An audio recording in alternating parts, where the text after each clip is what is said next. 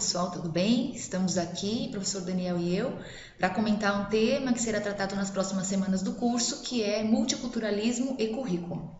Pessoal, esse tema é muito importante, porque o foco da nossa disciplina desse momento em diante está pautado em multiculturalismo, e a gente precisa também trazer uma fundamentação teórica sobre currículo, que é o foco da disciplina. A gente espera que vocês aproveitem e vamos para a aula. Nós organizamos alguns slides e a ideia é ir comentando um pouco o tema com base no que vai sendo mostrado aqui.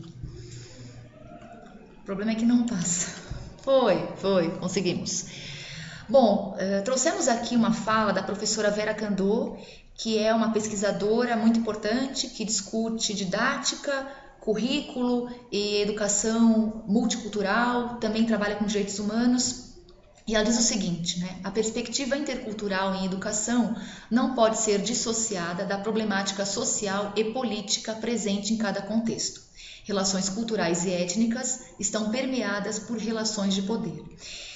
Enfim, essa fala da professora Vera Candô nos ajuda a começar a refletir sobre de que maneira essa perspectiva está presente ou não nos currículos, sejam eles prescritos ou sejam eles praticados, em que medida essas relações culturais, étnicas, que são perpassadas sim por relações de poder, que valorizam alguns elementos e algumas culturas em detrimento de outras, como é que isso se faz presente lá no nosso contexto?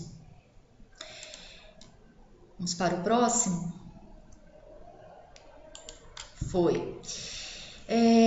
Bom, algumas considerações prévias aqui que nos ajudam a pensar um pouco a cultura escolar e o currículo em seu caráter monocultural. Primeiro, pensar o papel da escola e o seu caráter homogeneizador dessa cultura escolar também, que se pauta muitas vezes, grande parte do tempo, em uma concepção eurocêntrica de conhecimento e de cultura. Uma desconexão entre a cultura escolar e a cultura social de referência de alunos e alunas. Então, pensar em que medida esses elementos que fazem parte do contexto dos nossos estudantes estão dialogando com aquilo que se ensina na escola. Em geral, o que se percebe é essa desconexão, e essa homogeneização que a cultura escolar vai imprimindo nos estudantes. E aí, por isso, vários pesquisadores, dentre eles a própria professora Vera Candô, vão apontar, indicar o caráter monocultural da escola, uma vez que a cultura ocidental passa a ser considerada e é reforçada no currículo como a cultura, a única cultura existente, a única cultura possível e a cultura que se sobrepõe e é superior às demais. Bom, a proposta, quando discutimos a questão do multiculturalismo no currículo e na educação, a proposta é de construir uma cultura escolar plural que possa incorporar contribuições de diferentes etnias e que também questione estereótipos sociais e de gênero. Portanto, vincular o trabalho da escola à construção de uma educação antirracista e antissexista, pensar o papel da escola nesse processo. E, ao mesmo tempo, articular essas políticas de igualdade às políticas de identidade. Portanto, não desconsiderar a dimensão social e do recorte de classe social que também se faz presente, que gera desigualdades, mas incorporar outros recortes para essa análise, a questão da raça, a questão do gênero, da etnia e que, enfim, condições ou elementos que geram também, produzem desigualdades, que são desigualdades construídas socialmente, mas que se refletem muitas vezes lá na escola. Trouxemos aqui uma outra citação, que é do professor Antônio Flávio Moreira, um outro teórico que discute currículo, e ele vai dizer o seguinte, propõe em contrapartida que os conteúdos selecionados nas diversas disciplinas concorram para desestabilizar a lógica eurocêntrica, cristã, masculina, branca, heterossexual, que até agora informou o processo e para confrontá-la com outras lógicas, com outras formas de ver e de entender o mundo. Temos alguns exemplos de ideias ou de práticas que vêm sendo construídas nesse sentido. Por exemplo, quando se discute a etnomatemática, a etnociência, a astronomia cultural, são tentativas ali de fazer com que essa cultura escolar, que privilegia uma cultura, possa dialogar com outros elementos, né? Por exemplo, com as culturas indígenas. Como é que os indígenas, os povos indígenas pensam a leitura dos céus e a própria astronomia. Enfim, são exemplos que tentam, de algum modo, desestabilizar o que o Antônio Flávio Moreira chama dessa lógica eurocêntrica, cristã, masculina, branca e heterossexual que prevalece nos currículos escolares. Bom, a proposta que discutimos e que valorizamos na disciplina é a do multiculturalismo crítico, uma vez que há outras formas de compreender o multiculturalismo, né? Dentro da perspectiva do multiculturalismo crítico, a ideia é que, ao discutirmos diferença, não separemos essa discussão da questão da desigualdade social. Então, não é apenas apresentar a cultura indígena ou elementos da história da África do ponto de vista folclórico, né? Isso acontece muitas vezes na escola. Ou trazendo uma romantização da condição dessas etnias, né? Essas perspectivas se vinculam muito mais a um multiculturalismo liberal, que a gente chama de liberal, que apresenta as diferenças, mas não discute a raiz que origina ou que produz a diferença, né? No multiculturalismo crítico, por sua vez, a proposta é de que essa discussão sobre a diversidade, ela deva estar relacionada à discussão sobre as relações de poder, quer dizer, o que produz a desigualdade, como é que essas diferenças se tornam desigualdades, né?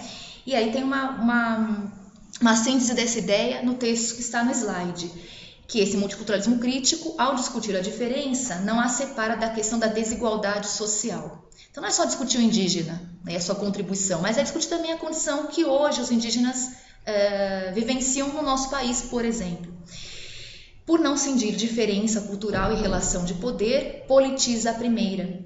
Não a concebe, portanto, como uma essência de identidades ou apenas um efeito da linguagem, mas a situa nos conflitos sociais e históricos, na produção desses conflitos sociais e como construção histórica e cultural. Portanto, as desigualdades têm uma raiz social e são construídas histórica e culturalmente, né? E aí o multiculturalismo crítico se propõe a trazer à tona essa discussão.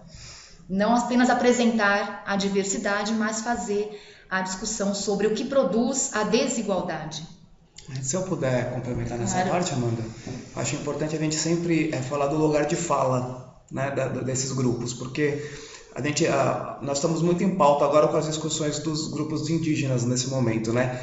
E nunca são os indígenas que falam sobre as questões que eles estão vivendo. Ou quando a gente vai discutir, por exemplo, as questões sociais que envolvem o grupo das mulheres, dificilmente você tem as próprias mulheres decidindo sobre as questões das mulheres. Então, quando a gente pensa em multiculturalismo crítico, a gente também quer dar o lugar de fala para esses grupos poderem colocar a sua posição. E isso é politizar, e isso é tentar diminuir essas relações de poder existente para que esses discursos circulem e a gente consiga tomar uma decisão mais ponderada, ouvindo todos os grupos. Né? Não que os homens não possam falar sobre a questão das mulheres na ciência, não é isto, não é dizer que não há há temas proibidos. Mas não é exatamente o que o professor Daniel falou, não é não ocupar esse espaço que pode ser ocupado pela mulher e que nem sempre é ocupado porque existem relações de poder que vão dizer que é o homem branco, heterossexual, que tem esse poder de ocupar os espaços, né? É nesse sentido, sim, que é muito importante esse destaque. Sim, e um exemplo que a gente pode dar é o que a gente vem fazendo. Se eu vou fazer uma discussão que o local de fala, né, o lugar de fala não é meu, a gente pode gravar uma entrevista com uma pessoa e colocar na sala de aula, né? A gente pode pesquisar livros escritos por pessoas desses grupos e mostrar os livros escritos por essas pessoas. Óbvio que nem sempre você consegue, né, convidar pessoas para vir na sua aula, mas você tem materiais didáticos que você pode utilizar e dar um lugar de fala para esses grupos também, para a gente pensar em outras produções, né? Não só na produção europeia, estadunidense, que a Amanda já complementou bem. Isso. Até nas referências bibliográficas que são utilizadas nos cursos, né? Quem são as pessoas que aparecem ali? Quem são os cientistas? Existem cientistas mulheres? Existem cientistas negros? Enfim, são pequenas reflexões que precisamos ter lá no cotidiano também da escola. Podemos. Bom, aqui vocês já fizeram um trabalho, né, discutindo a legislação, e aí trouxemos aqui, só a título de fechamento ou de continuidade daquele debate, a questão da educação das relações étnico-raciais, né? Tem aqui um trecho de uma entrevista realizada com professores em uma pesquisa da Vanessa Oliveira. E ela diz assim, esse trecho, né, foi uma pesquisa em escolas, justamente para discutir a questão do racismo e como é que se trabalham as questões étnico-raciais no contexto da escola. Bom, e aí a professora diz o seguinte, é uma professora negra quem vai dizer: se não existir uma relação de afetividade, essa criança tem dificuldade de aprender. E é mais difícil em relação à criança negra, porque essa relação de afetividade é diferente com ela.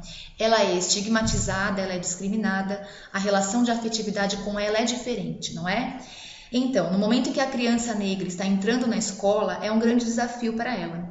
Porque nesse momento, ou ela vai ver confirmado tudo o que ela já sentiu em relação ao que as pessoas fazem com ela, porque a escola ainda é o grande juiz para todas as pessoas. O que a escola fala é a grande verdade. Então, ela vai ver confirmadas as seguintes questões. Olha, eu sou inferior mesmo. Olha, eu não sou legal mesmo. Olha, eu não sou bonita mesmo.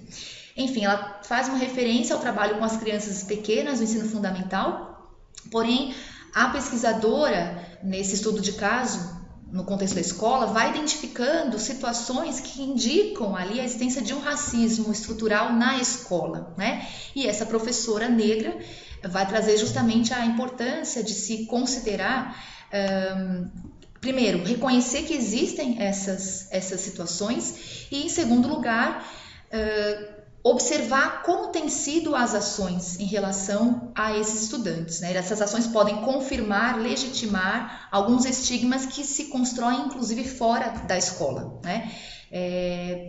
Aí podemos seguir. A tarefa que vocês fizeram foi em relação à legislação, né? Aqui só a título de recordação mesmo, para lembrarmos que existe hoje uma lei que vai trazer a obrigatoriedade do estudo da cultura e história afro-brasileira e indígenas no currículo. E isso não é uma determinação ou uma especificidade das aulas de história ou de artes, mas essas temáticas precisam perpassar os diferentes componentes curriculares, e não só os componentes, mas também trazer uma reflexão sobre o que acontece na escola, né? Pensamos que existir a legislação foi uma conquista, sim, inclusive dos movimentos sociais que se organizaram, se articularam para que isso fosse presente, e também consideramos que o currículo ele não se estabelece ou não se altera, o currículo real lá da escola, apenas por uma mudança na legislação, né? Então, claro, ter a lei é um passo, porém é preciso que existam ações no sentido de concretizar o que a lei estabelece.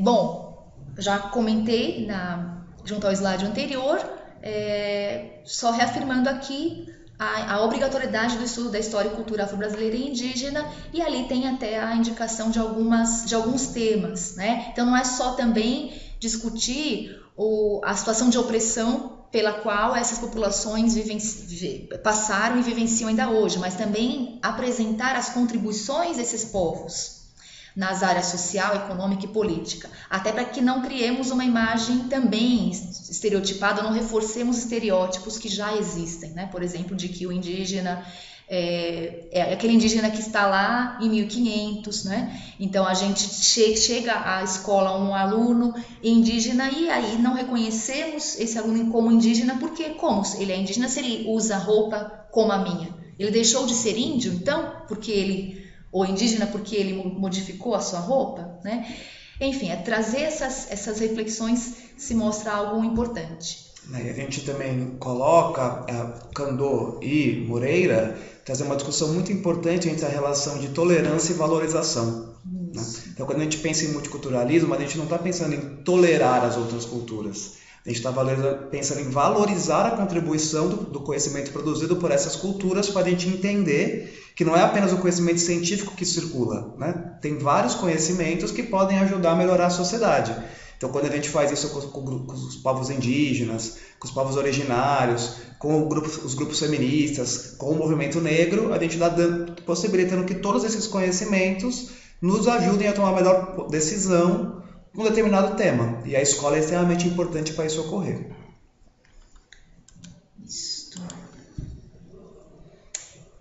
Aqui também reforçando a importância do conhecimento da legislação, nós temos as leis, né, que foram citadas, mas também existem diretrizes curriculares nacionais, assim como aquelas que vocês conheceram em relação à educação profissional, existem diretrizes que vão discutir a educação das relações étnico-raciais, né, que é a resolução número 1, de 17 de junho de 2004. Acho que podemos passar. Bem, aí a gente tem essa discussão teórica. E o que a gente quis mostrar com isso, gente? Não sei se vocês conseguem perceber, ao ler o Tomás Tadeu da Silva e estudar as teorias tradicionais, críticas e pós-críticas em currículo, a gente vem caminhando, entendendo que a sociedade como está organizada hoje, as teorias críticas e pós-críticas, elas têm mais relação com a nossa sociedade. Né? A gente olha para essa sociedade e pensa, como que eu vou na escola transformar e melhorar a vida das pessoas? E foi até essa tarefa que a gente tentou pedir para vocês na semana 5. Né? Como que eu olho para as teorias críticas e pós-críticas, como que essa produção acadêmica vem modificando as relações de poder e as práticas pedagógicas na escola. A partir de tudo isso que a Amanda falou, a gente coloca algumas perguntas para que vocês pensem de como estruturar a sua prática pedagógica, escolher os conteúdos que vão fazer parte do currículo, pensar numa matriz curricular de um curso de formação profissional de nível médio, como que essas questões que a gente vai colocar pode ter essa relação entre o que é pensado e o que é praticado na escola. Então a gente pergunta para vocês, né? De que maneira se estabelecem as relações entre professores e estudantes, entre escola e família? Como lidamos com as situações de discriminação e racismo na escola? Há espaço ao diálogo com história de vida, saberes e cultura de crianças e jovens que frequentam a escola?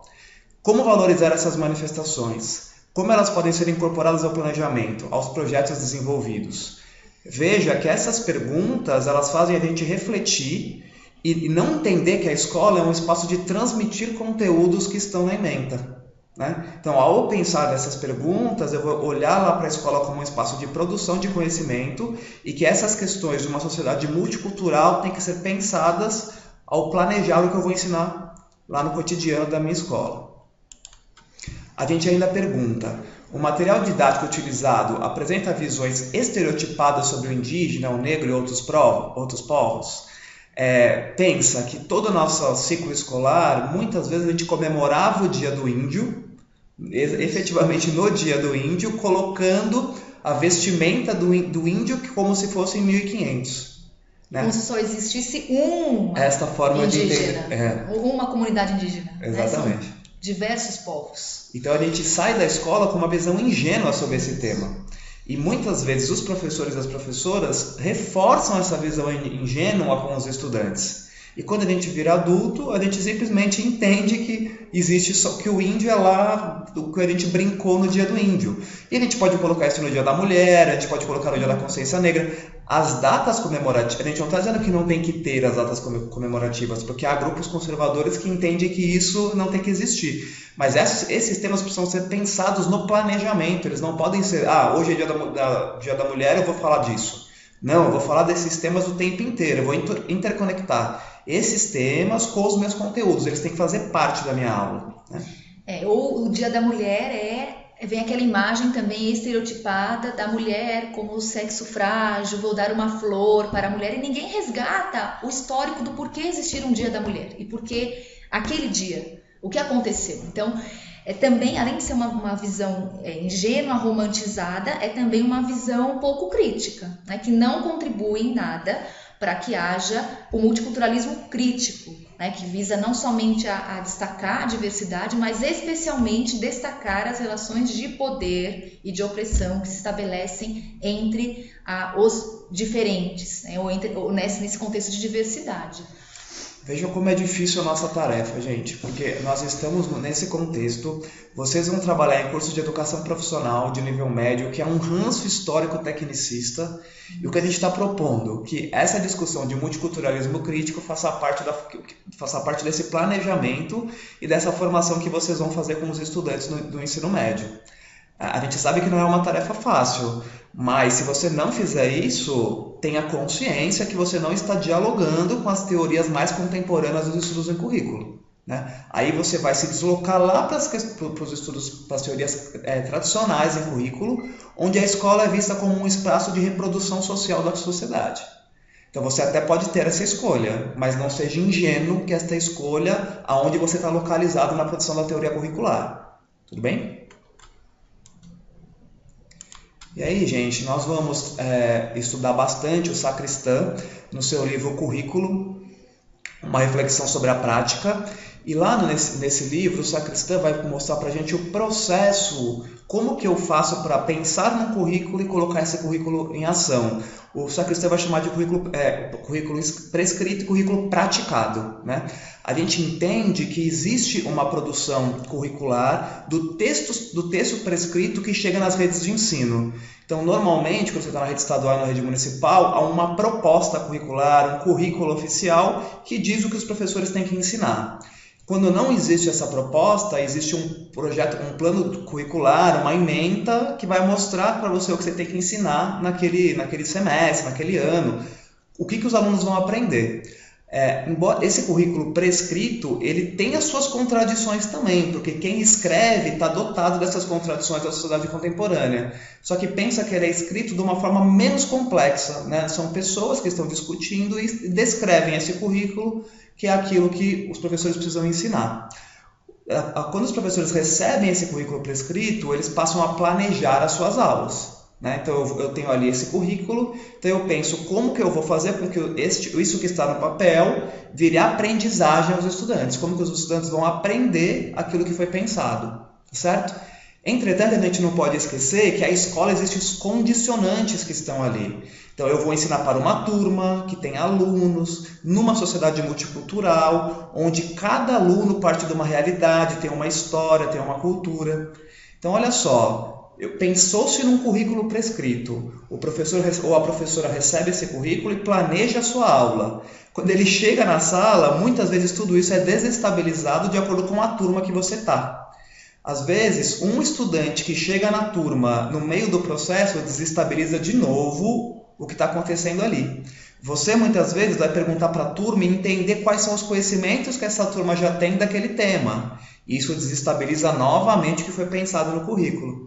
E aí o mais interessante, né, que eu e a Amanda gostamos muito de discutir, que é o currículo em ação. Então, o que o professor faz, a prática pedagógica do professor, como o professor atua, está relacionado com todos esses aspectos que a gente falou anteriormente. Então, pensa, quando você está ensinando efetivamente um tema, quando você está na sala de aula, para a sacristã, todos esses processos anteriores já aconteceram. Agora, a sacristã não para por aí. Ele vai dizer que após eu ensinar, eu preciso pensar e refletir sobre o que foi feito, avaliar todo esse processo, né? Então, eu ensinei, fiz a minha aula, eu paro para pensar, nossa, o currículo prescrito que virou o meu planejamento, nessas turmas que são completamente multiculturais, eu dei a minha aula e eu vou avaliar se tudo isso que foi pensado, o que deu certo, o que deu errado, o que eu preciso mudar. E na lógica de sacristã, tudo isso fomenta novamente o currículo prescrito, que vai ser modificado a partir das experiências dos professores. Na teoria de currículo, é esse processo que deveria acontecer. Infelizmente, a gente sabe que as políticas educacionais muitas vezes não levam em consideração a vivência dos professores e das professoras na sala de aula para reorganizar os currículos prescritos. Mas é isso que nós estamos defendendo, né? Então, o currículo prescrito também tem que levar em consideração toda essa vida, tudo isso que foi feito na escola. Porque o currículo em ação e o currículo prescrito não pode ser entendido como uma questão binária. Alguns escrevem, outros fazem. Não, tudo isso está hibridizado, tudo isso está se influenciando para que novas produções curriculares sejam feitas e o processo seja explicado de uma melhor forma. Isso. Não sei se você quer complementar. Sacristã, que será a próxima leitura, nós incluímos aqui nesta esta fala já um pouquinho do que virá na sequência, mas Sacristã vai dizer que os professores, os estudantes são produtores de currículo. Eles não aplicam currículo, mas eles não, nós, né? Não aplicamos, mas criamos currículo. Se o currículo prescrito fosse capaz de alterar as práticas por si só, talvez a situação das escolas fosse diferente, porque temos, ou tivemos já, não sei se temos hoje, posso dizer isto, mas enfim, se tivéssemos um currículo prescrito muito bom, automaticamente as práticas seriam também excelentes. No entanto, para que esse currículo prescrito possa ser efetivamente desenvolvido na escola, é preciso garantir condições de trabalho, né? As condições de trabalho interferem no currículo que se constrói ali na escola. É preciso pensar em processos de formação contínua, reflexão sobre a prática desses professores, né? É preciso considerar também que existe toda um conjunto de práticas, de valores que não estão ditos, mas que são vivenciados, que é o que Sacristã e outros teóricos, na verdade, das teorias, os teóricos críticos, vão chamar de currículo oculto. Então, esse currículo em ação, ele é formado por esses diversos elementos que configuram a prática, né? Seja a leitura que o professor faz, a interpretação que ele faz do currículo que está colocado, a criação que ele faz a partir do currículo prescrito, porque afinal somos produtores de currículo ali na sala de aula, a escolha dos materiais didáticos, a escolha dos autores com quem vamos trabalhar, por exemplo, aqui na nossa disciplina, tudo isso faz parte desse currículo em ação, e por isso que professores que somos produzimos currículo, né? E eu acho que um outro ponto importante que Sacristã destaca é a questão do currículo avaliado. E podemos refletir também a partir dele, junto com outros teóricos, por exemplo, o Freitas, o impacto que a avaliação externa traz, né? Essas políticas de avaliação externa trazem um impacto para se pensar o currículo em ação. Em muitos casos, o currículo em ação que se pratica, na verdade, na sala de aula, acaba se vinculando àquilo que se exige no Enem, no ENAD, na Prova Brasil, no vestibular, etc. Exatamente. E aí, quando o Sacristã mostra esse currículo com processo, ele também vai fazer esse questionamento. Veja só, esse currículo avaliado, qual tem sido o impacto dele para se pensar o currículo em ação, né? E até que ponto isso tem sido positivo? Porque se vinculamos o nosso trabalho à preparação do aluno para a avaliação externa, estamos, de certa forma, assumindo ali uma perspectiva que talvez não seja coerente com aquilo que dizemos que fazemos, né? Quando dizemos que estamos formando o cidadão ou o estudante para o mundo do trabalho, é uma coisa, isso traz escolhas ou leva a escolhas dentro de uma lógica. Agora, se na nossa prática toda a construção da aula e do curso se pauta na avaliação externa, no ENAD, no Enem, no vestibular, talvez o nosso projeto seja outro, né? Então, acho que é uma discussão importante para que façamos aqui. E aí, outro destaque também é dos materiais didáticos. A Priscila vai fazer essa reflexão sobre o papel dos livros didáticos também na determinação, muitas vezes, desse currículo.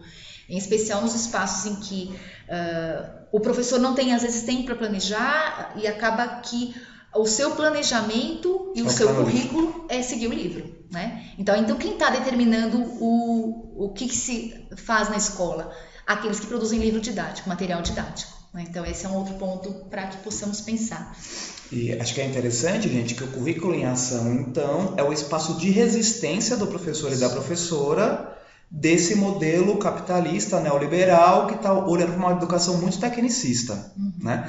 E aí lembre então que lá nas teorias críticas a questão de resistência é muito importante, e nas teorias pós-críticas a gente começa a olhar para que o nosso estudante seja formado para este mundo multicultural, né? Para valorizar as diferenças existentes entre as pessoas, nunca esquecendo da diminuição das desigualdades, porque as desigualdades também são importantes. A gente acredita que o currículo em ação desestabiliza algumas coisas que são colocadas a partir das políticas externas e tudo que a Amanda colocou. A gente não pode esquecer ainda do salário dos professores, da quantidade de alunos por turma, a quantidade de aulas. A quantidade de aulas, a relação dos professores com a coordenação, com a direção da escola. Então, gente, são muitos condicionantes que vão influenciar na prática pedagógica. Agora, acho que eu e a Amanda temos que parar por aqui, porque vocês precisam ler o Sacristã, né? Senão vocês acabam não lendo lá o livro. Porque nós estamos contando. Porque a gente está contando para vocês tudo. Muita coisa. Exatamente. Tá. Mas a gente está à disposição também para dialogar, né, Amanda? A gente deixa para vocês as referências bibliográficas que a gente utilizou, né? E esperamos que vocês aproveitem a aula e qualquer dúvida estamos à disposição. Muito obrigado. Obrigada. Até.